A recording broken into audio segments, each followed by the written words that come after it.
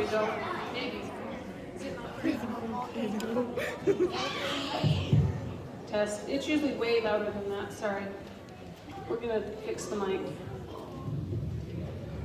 Test. Oh, yep, that's usually what it sounds like. There we go. It just needs to warm up. Okay, welcome to our play tonight. We're so excited that you came. If you want to watch it, we was able to live stream it this afternoon, and then his battery died, and so it quit partway through, but he was able to record the whole thing, and we'll upload that, and so it will be there for a month or so. If you have family that would like to watch it, they're welcome to watch it, and if you want your own copy, you can send a USB drive and $10 into your teacher, and I'll run it up to them, and they copy it and then send it back with you. So here we go. Welcome to Gunnison Valley Elementary History Utah Play. Please keep your children by you and not running in the halls. Please silence your phones and enjoy the show.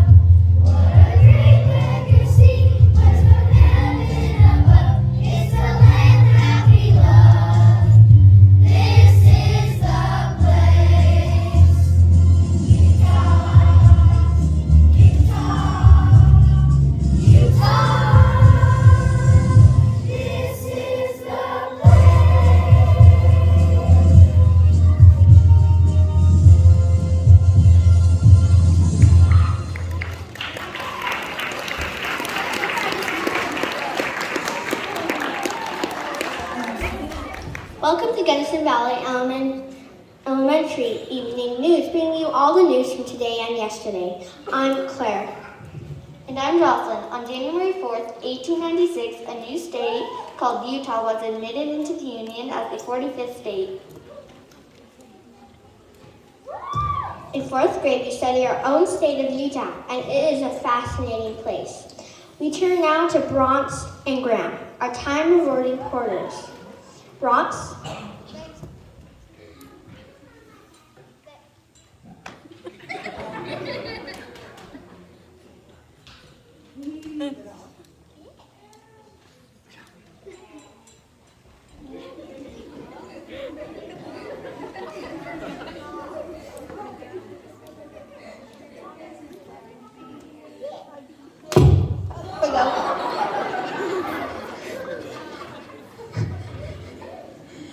Thanks, Cora. We're visiting Utah back in the Jurassic period, 150 million years ago. Utah at this time was like Jurassic Park. You mean there are dinosaurs here? How do you know there are dinosaurs here? All I see are bones. Well, Graham, in 2022, we have fossils of those very bones you were staring at. Speaking of bones, those behind you seem to be moving.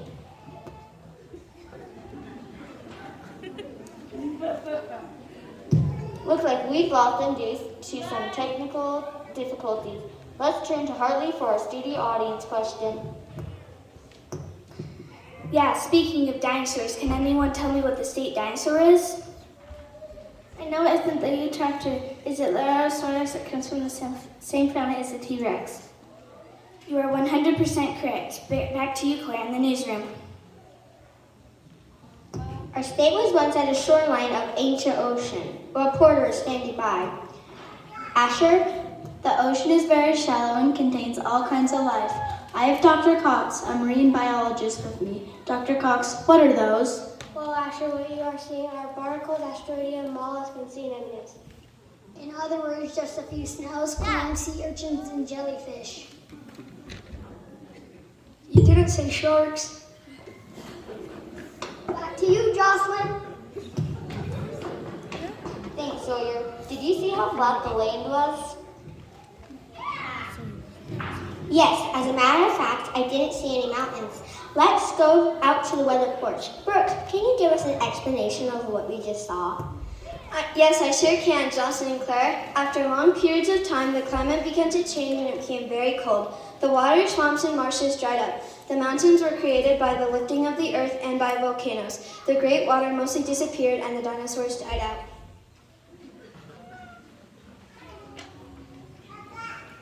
Wait, I don't get it. How did we get the beautiful canyons of southern Utah?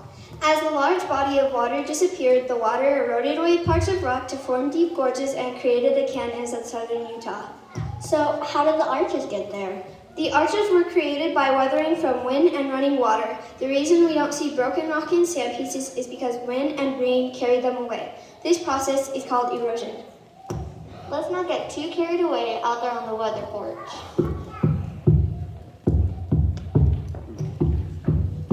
I believe you're experiencing a few more technical difficulties. I hear a constant drumming noise. No, Claire. Those drumming sounds you hear are coming from one of our 5 original Utah Native American tribes. Let's turn to Mariana for some more details. Yes, Jocelyn, I have some people from each of those tribes standing right next to me. Our beautiful state got its name from my tribe, the Utes. We live in teepees. We are known as those who live at the tops of the mountains. Our territory was large and covered most of Utah Valley.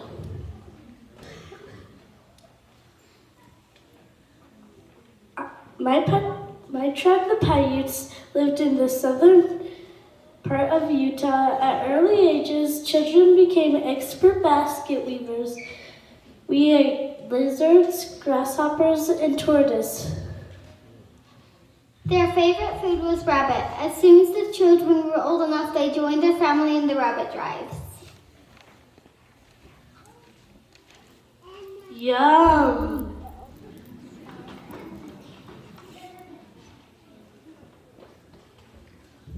I'm a Goshu Indian. We were once part of the Shoshone tribe. Over time, we moved farther south and west away from the main Shoshone tribe.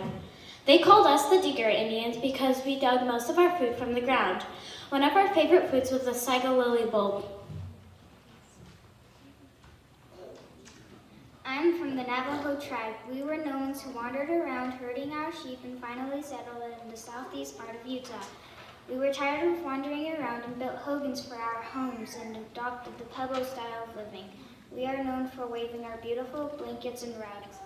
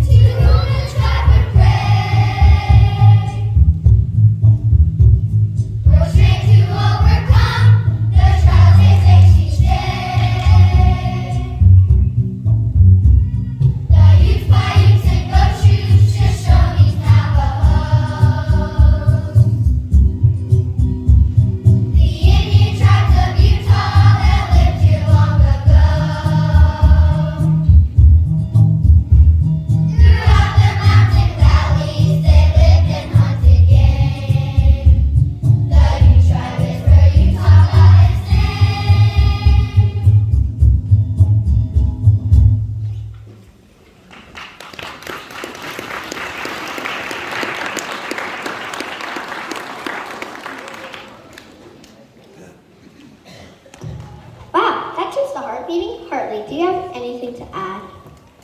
There are about 20,000 Native Americans who live in Utah. 2/3 of them still live in reservations. Can anyone tell me what a reservation is? A reservation is a piece of land set aside for Native Americans to compensate the land that was taken by the white men.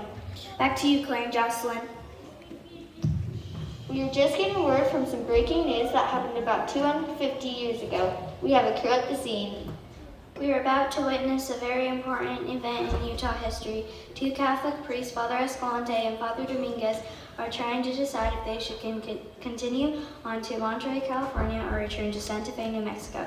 Let's watch and see what happens. Did you know the first white men to explore Utah were these men? Father Dominguez, there has to be a shortcut from Santa Fe to Monterey. I know Francisco Escalante, but it's 1776 and we don't have planes, trains, or automobiles to get us any farther. And with winter coming, our supplies is running low. We have to make a decision. Do we stay or do we go? Oh, Joaquin, I'm grateful for the many supplies you have given to my people. I've been happy to be back to Utah Valley in this early snowstorm. A difficult choice must be made. In each of my hands, I hold a slip of paper. One says Santa Fe and then Monterey. The paper reads Santa Fe. We will return. There you have it. The decision has been made. Back to our studio audience. That must have been a long journey to nowhere, 2,000 miles for nothing. Do you know why these two men were an important part of our history? It wasn't all for nothing. Although they never reached California, they made valuable maps of their travels which help others explore this region.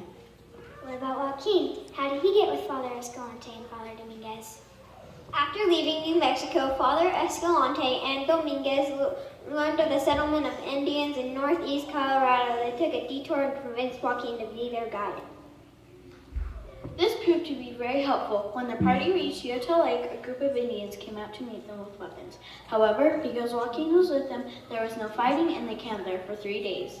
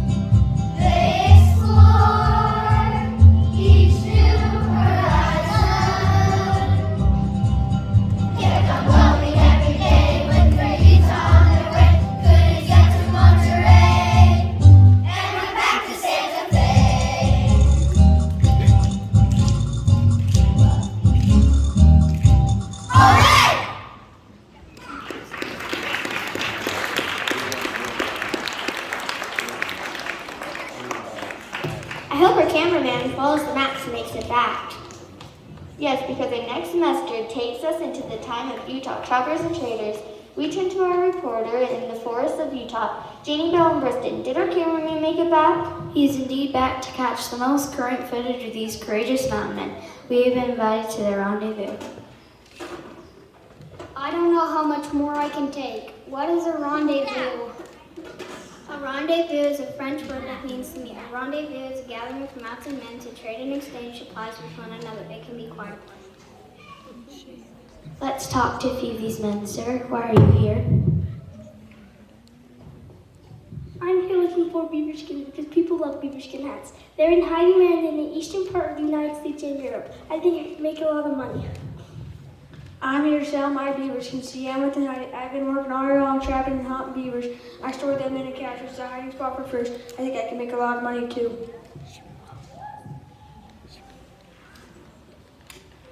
Fresh from the forests of Utah, we have Yamath and Caroline modeling a new style of beaver skins.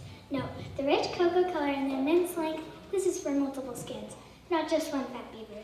Disregard the pungent odor while you bask in the warmth of the oily skin.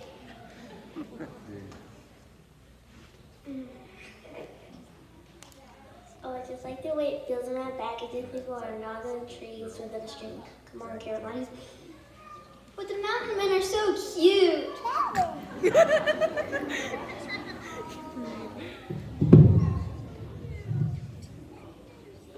What is your name, sir? My name is Jim Butcher. I didn't have a school like yours. I was not very educated, but using my own creativity, I became a great storyteller. I was one of the first to discover that Bear River runs right into the Great Salt Lake. I discovered that the lake was salty. I established Fort Bridger as a rest stop and train post for travelers heading west. And you, sir? My name is Jedediah Smith. I'm a religious mountain man, and I carry my Bible everywhere I went. I was the first trapper to go all the way from Mississippi River to California. Once I got my ear and part of my scalp taken off by a bear.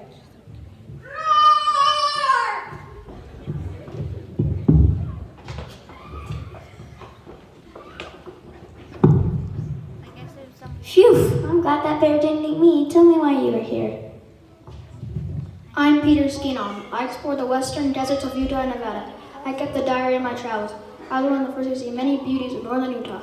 When I first got to the Ogden Valley, I got a little hope because it was surrounded by mountains. I also found out that the place was swarming with huge black crickets, which the eagles love. I took Colin to the place that later built the Ogden Valley in the city of Ottawa, named after me. And this handsome brute.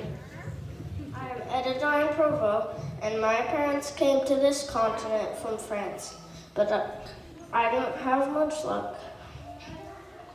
My parents came to this continent from France, and I started trapping furs in the deserts of New Mexico, but I didn't have much luck, so I traveled to Utah. In Utah, I found more wildlife and pelts for trapping, so I spent a lot of my life here, and they later named Provo River, Provo Lake, and Provo Canyon after me. Oh yeah, I got away from that bear. You sir look like a chief. Why are you here?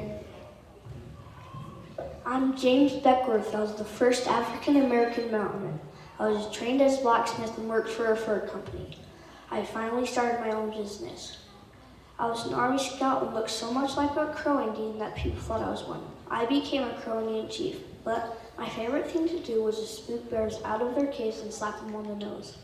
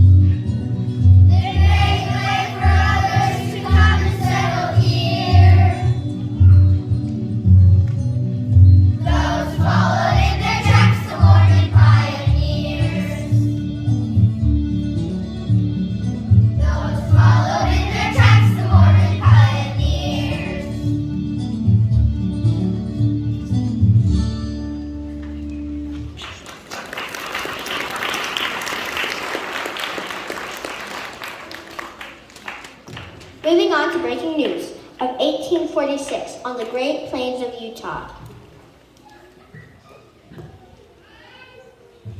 In 1846, at least 6 of the wagon trains had made their trails to Utah. Yet none of these early travelers wanted to stop and settle in this barren desert covered with sagebrush. They heard that the fertile valleys of California were only another 500 miles away. That's right, Myla. Utah is just the kind of place the Martians were looking for, a place no one else wanted. They wanted a spot far away from others where they could worship as they pleased without fear of persecution. Angry mobs had already driven them out of Ohio, Missouri, and Illinois. Led by Brigham Young, the original pioneer company consisted of 3 women, 142 men, 2 children, 72 wagons, and a few dogs, cows, and horses. They arrived on July 24th, 1847 in the Salt Lake Valley. They covered 1,031 miles of trail, and their trip took nearly 4 months. This is the right place. My name is Brigham Young. I was born in 1801 to a poor Vermont farming family. At the age 16, I became a carpenter and painter. I joined the Church of Jesus Christ of Latter-day Saints and became a missionary for the Mormon Church of the Eastern United States and England. When the prophet Joseph Smith was murdered, Brigham became the leader of the church and led thousands of people to Utah. For this reason, many people called him the American Moses. Once we arrived here, I was made the first governor of the territory. Many brave pioneers sacrificed on making this journey with me. The state of Utah has honored me by placing a sculpture of me in the state capitol building.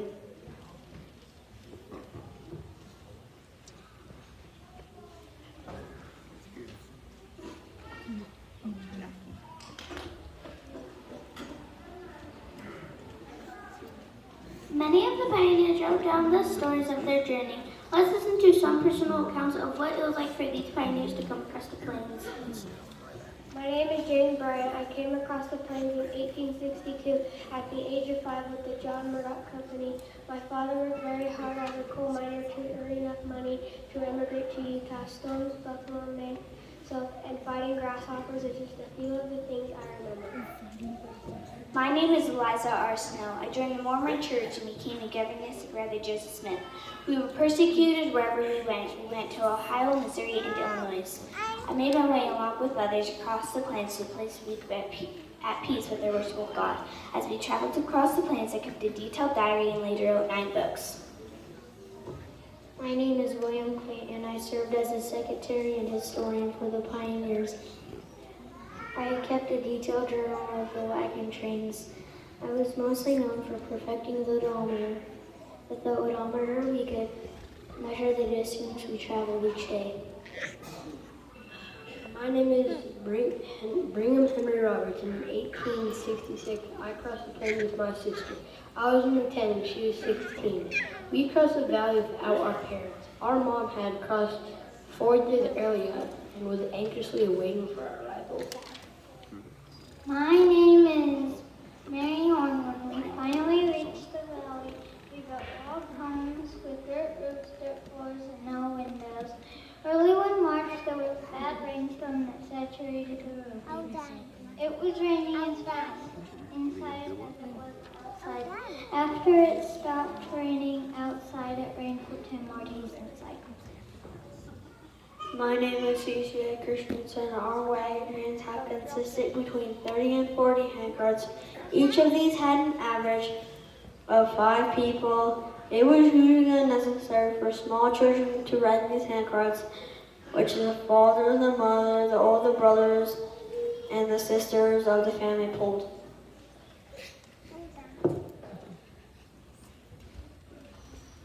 Come, ye saints, is written on the trail west, and many lives left him. Traveling west was hard, and many families buried loved ones along the trail.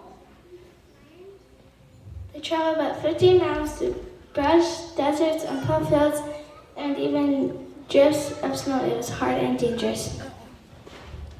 The trail from Nauvoo, Illinois to the Great Salt Lake Valley was approximately 1,300 miles long and would ultimately lead 70,000 pioneers to the west over a 21-year span from 1846 to 1868. We needed to take our minds off of our trials and hardships So we would tell stories and play musical instruments and sing and dance to help boost our spirits. How about a square dance? Yee-haw!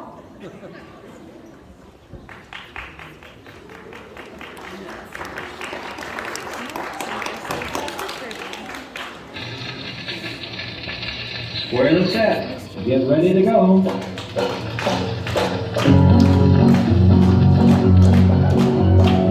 Everybody face your partner. Right and left grand. Right and left go round the ring and meet that girl. Promenade. Promenade them 2 by 2. Get her home, that's what you do. Back home now. Couple one. Go down the center, split that ring. Lady goes right, jet goes left. Home you go and couple one. No side Everybody join hands, circle to the left. Circle on the left, go halfway around. Reverse, single file, lady in the lead. When you get back home, face the partner, do-sa-do. Still face your partner. Right and left, grand, round the ring, grand, do right and left with a pretty little thing. You meet that gal and promenade them 2 by 2. Get her home, that's what you do. Back home now, round the ring, and couple number 2. Go down the center, split that ring, lady goes right, and jet goes left. Home you go, and couple 2, no side Everybody join hands, circle to the left and around, go halfway around. Reverse, single file, lady in the lead. When you get back home, face the partner, do-sa-do. Still face the partner, right and left, grand, grand right and left, go round the land, and keep on going on a beat your face, step right up and promenade. Promenade them what you gotta do. Get back home, that's what you do. Got couple number 3. Down the center, split that ring. Lady goes right, and jet goes left. Hey, home we go, just couple 3, no side up. Then join hands, circle up, circle to the left, halfway around. Reverse, single file, lady in the lead. When you get back home, face the partner, do-sa-do. Right to left, grand, start with your partner. Keep on going on the beat your babe. Step right up and promenade them. Promenade that lady fair. And home you go around the square. Back home now, round the ring now, couple number 4. Go down the center, split that couple. Lady goes right, jet goes left. Home you go and couple 4. Do side up. Then everybody join hands, circle to the left. Go halfway around. Reverse, go the other way back. Single file, lady in the lead. At home, face the partner, do side up. Then right on grand, round you go. Grand right and left, and if you wanna go on the beat your face, step right up and promenade. Promenade them if you want to. Home you go, that's what you do. Then bow to the partner's home.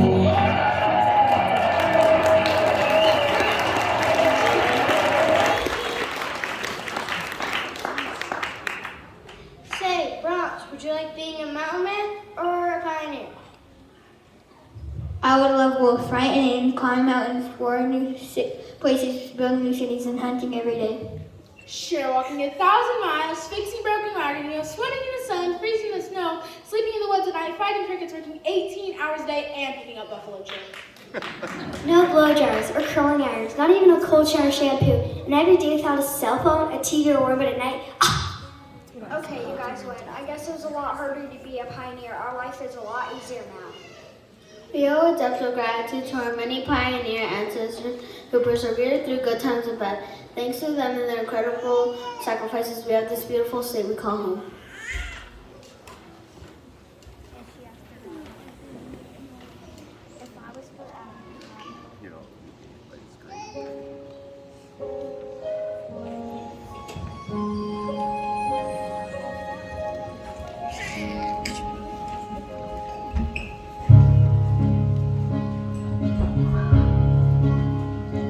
Morning pioneers came across the place.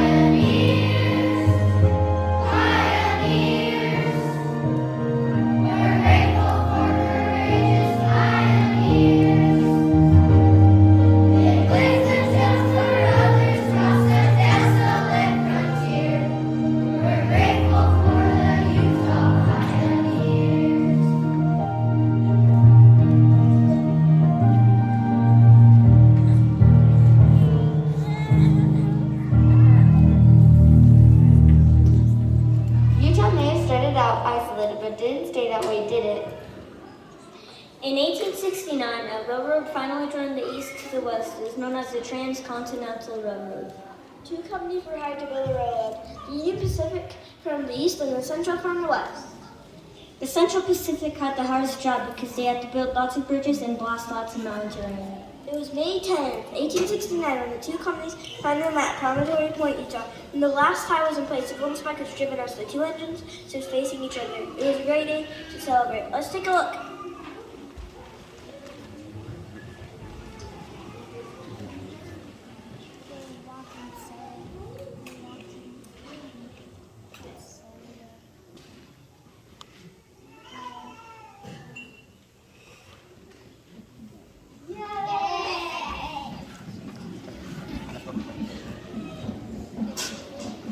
Now the journey to Utah, which had taken 4 hard, dangerous months, took only 4 days.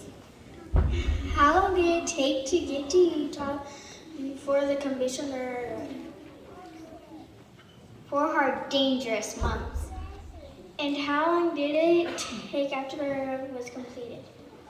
Only 4 days!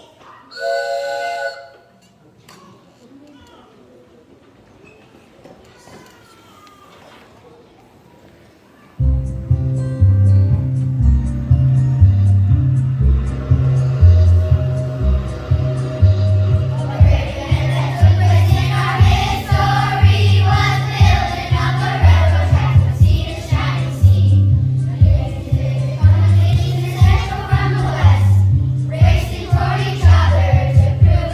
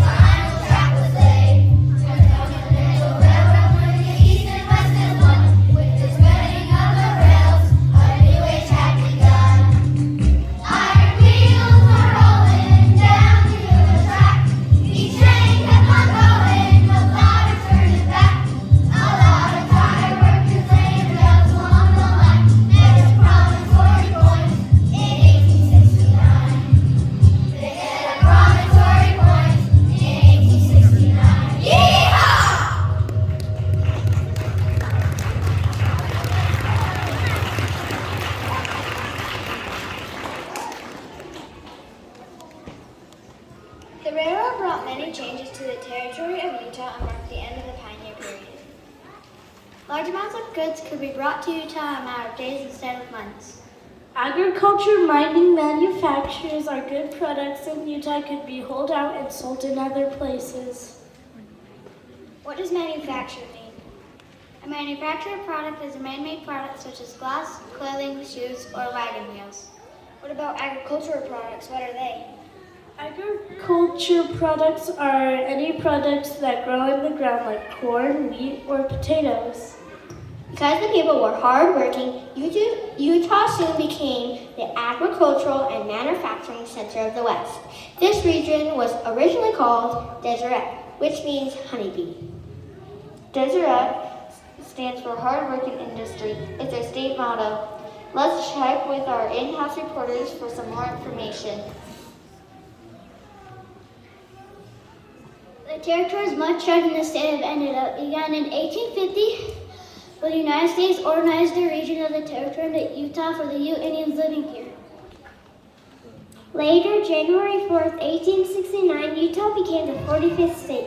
Utah has gone through a lot of changes. Today, Utah has an area of 84,990 square miles and is divided into 29 counties, given names from Indians, trappers, explorers, presidents, minerals, and even animals.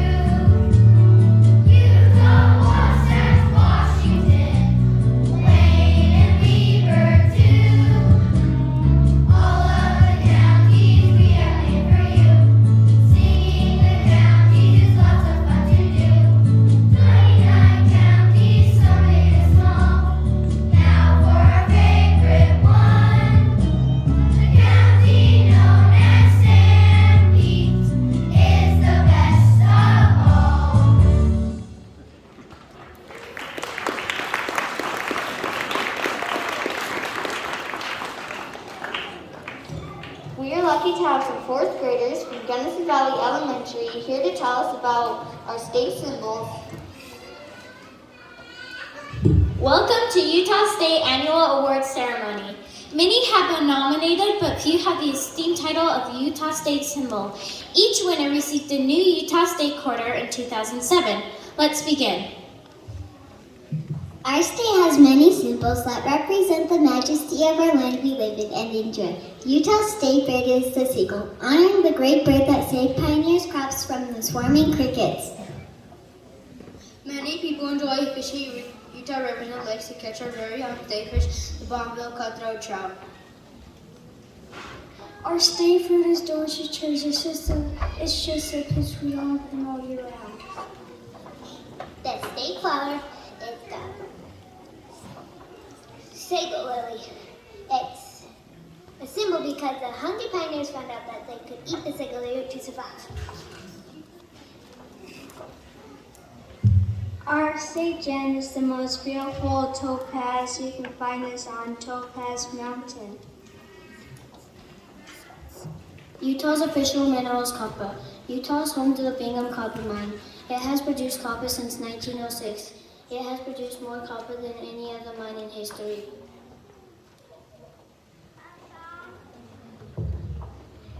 The state rocks coal. Coal mines have been operating in Emory and Carbon County since 1881.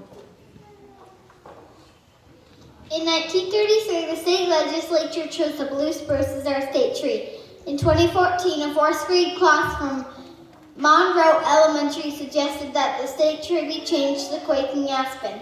The quaking aspen is now our state tree. Our state animal, which is elk, also known as wapiti. I'm the state dinosaur, the Utah raptor. No, the Allosaurus is the state dinosaur. I want to be. I named the Utah raptor. Sorry, we didn't discover about 10 years ago. We already had a state dinosaur before you were discovered. That's not fair. Get used to it. Life's not fair. Fine, probably Mr. Allosaurus. There you have it. Thanks for joining us today for the Utah State Annual Awards Ceremony. I love living in Utah. There are many mountain ranges and places to visit. Utah also has many national parks. Let's see if our in-house reporters can give us any more information. Thanks, Jocelyn. There are 5 national parks in Utah. They are all located in southern Utah. There are Arches, Bryce, Capitol, Reef, Canyonlands, and Zions. Butch Cassidy and the Sundance Kid used Capitol Reef as a hideout. Utah is also known for its beautiful mountains. We have our own Mantasal Mountains here, the Wasatch and Newington Mountain in northern Utah. There is even a mountain you can eat, Big Rock Candy Mountain. People visit Utah each year because of these beautiful mountains, stunning deserts, and breathtaking plateaus. People come to Utah to bike, hike, boat, and play all over the state. Utah is rich in natural resources. However, its greatest resource is people who are industrious and well educated. No matter where I travel, there's nowhere I'd rather be. Utah is the place for me.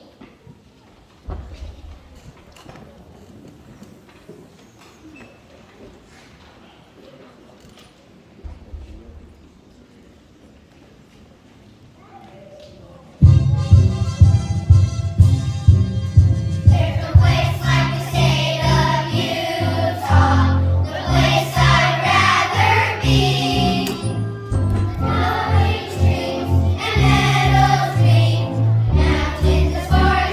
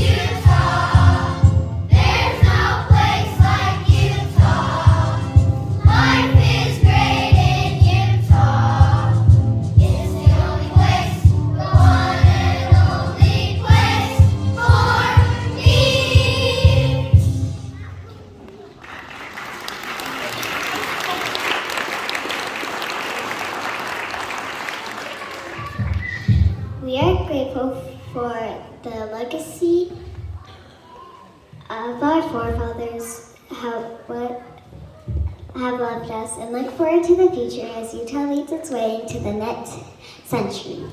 So there you are, Utah in a beehive. Its history, its resources, its people, and its symbols. Thank you for joining us this evening. Tune in next week when we travel to Japan.